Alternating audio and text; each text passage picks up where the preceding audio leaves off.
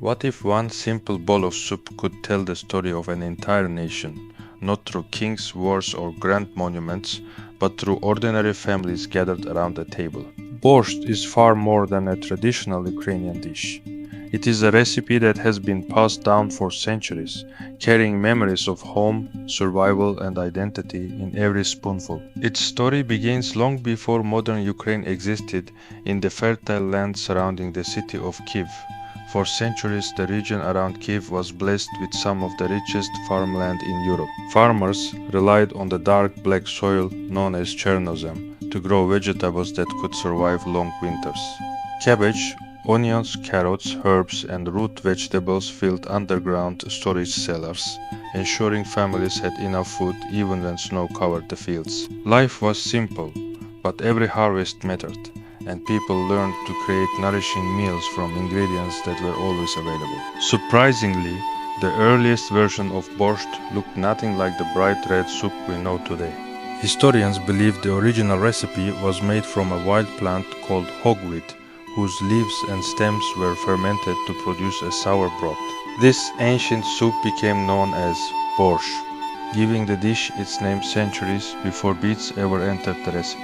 It was inexpensive, filling, and perfectly suited to peasant life, where nothing edible was wasted. Everything changed between the 16th and 17th centuries as red beets became increasingly common throughout Ukrainian lands.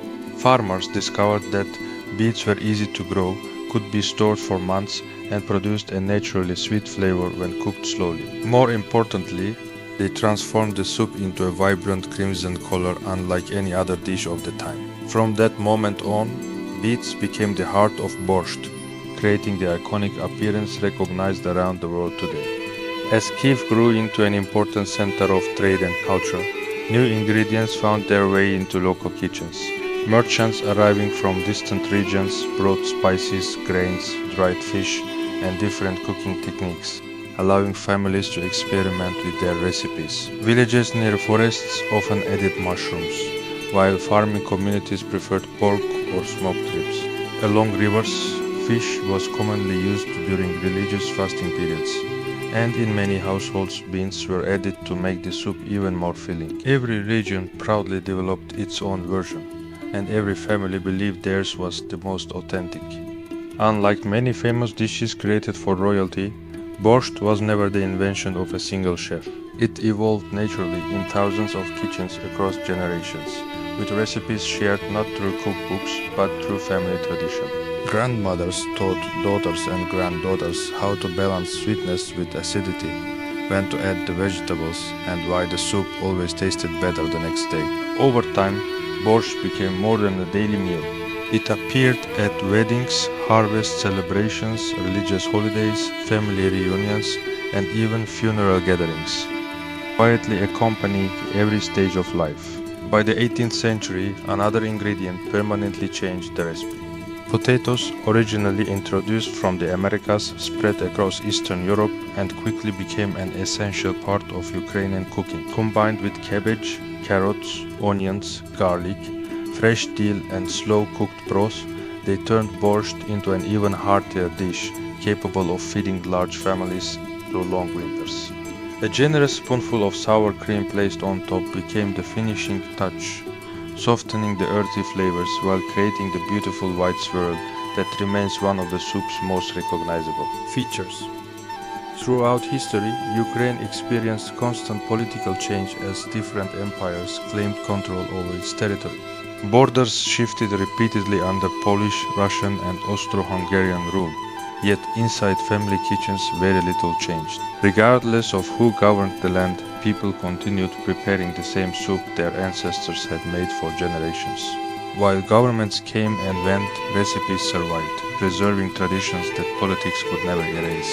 During the 19th and early 20th centuries, millions of Ukrainians left their homeland in search of new opportunities. They settled in countries such as Canada, the United States, Brazil, and Argentina, carrying very few possessions but never forgetting their family recipes. Wherever they built new lives, someone planted beets, someone grew dill, and someone gathered relatives around a steaming pot of borscht. For many immigrants, familiar aroma was one of the strongest reminders of the home they had left behind.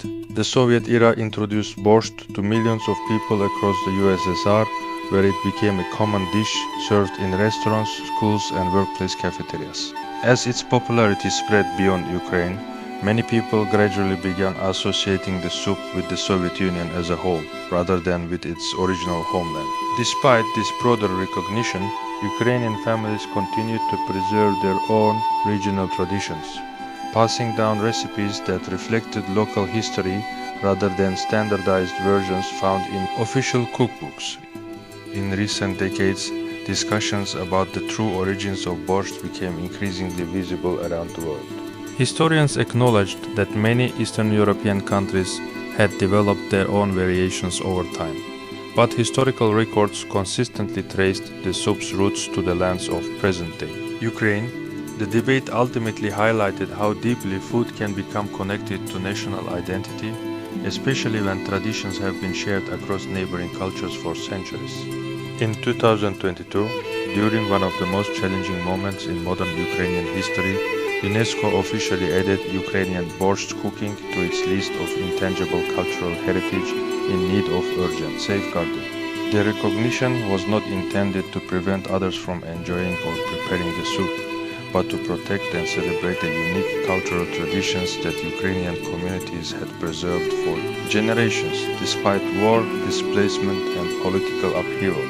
Today, visitors to Kyiv quickly discovered that there is no single correct recipe for borscht.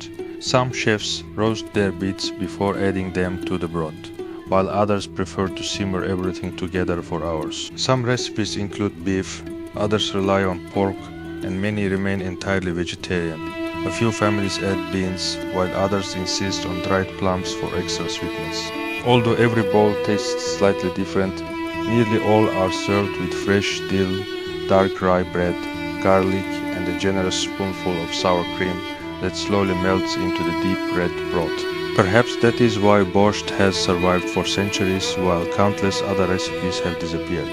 It was never built on expensive ingredients or complicated techniques, but on patience, family, and the determination to preserve tradition. Every generation added something new while respecting what came before, allowing the soup to evolve without ever losing its identity. In the end, borscht is much more than a famous Ukrainian dish.